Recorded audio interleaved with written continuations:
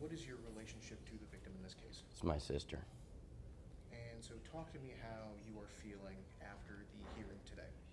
It's not exactly what we wanted, but with the present laws explained to me, it's probably the best option to guarantee that he didn't get out any sooner. So, And the 45 years, do you feel like that is enough, or would you have preferred to see more in this? I would have preferred the 99 to stick, to be honest. He deserved every year of it, but unfortunately, we have to go through the legal system, and we have. And talk a little bit about what the discussion was on why they had to go for something like this. It's just the way the laws are changing and how the juries have been sentencing lately, that there was a high risk for a lot less than the 45. So. And talk about how difficult something like this has been. Of course, this has spanned over a decade now.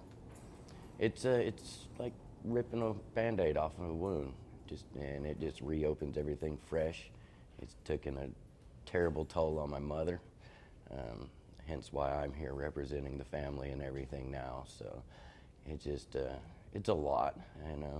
I get the way the appeals court work and everything, but this is a mistake that shouldn't have happened. And talk about your relationship with your sister. What was that like, and what was she like? She was a strong-willed girl, and we had a relationship. I kind of almost had a dad role, at the end, because she needed something like that. I was the older brother, much older, so I was always there to try to guide her in life and everything. So. And do you feel like with this having to start back up, do you feel like you guys have been able to have any closure until now? With the startup, the closure's still difficult. I don't know if we'll ever have closure because he wouldn't never say why. So we're just stuck in limbo forever, I guess. And what was the relationship between the defendant and your sister?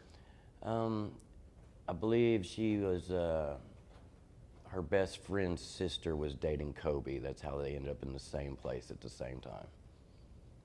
And talk about, of course, the process for you and your family. Of course, you mentioned with your mother it's been difficult, and was coming back to something like this something that she just really couldn't do because of just how emotional this has been? Yes, as far as emotional and her illness, she couldn't handle coming back and dealing with this on her own. So I chose to help with the situation in the moment, And now, of course, you're working with the Gregg County Courthouse. You talk about the work with them and how they have sort of helped you guys through this and work with you. I will say it has been, they've kept up with it for the most part, other than just some lack of keeping in touch through the process leading up to, but ever since they've gone, the communication's good, everything else has been okay, And you mentioned before this, keeping your sister's memory alive.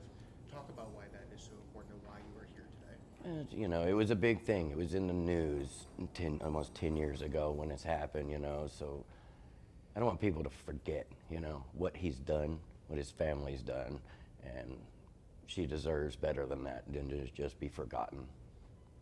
And just wrapping up, any other things that you would like to say or any messages that you have? Not really. It's just a hard thing to go through, and we take it one day at a time.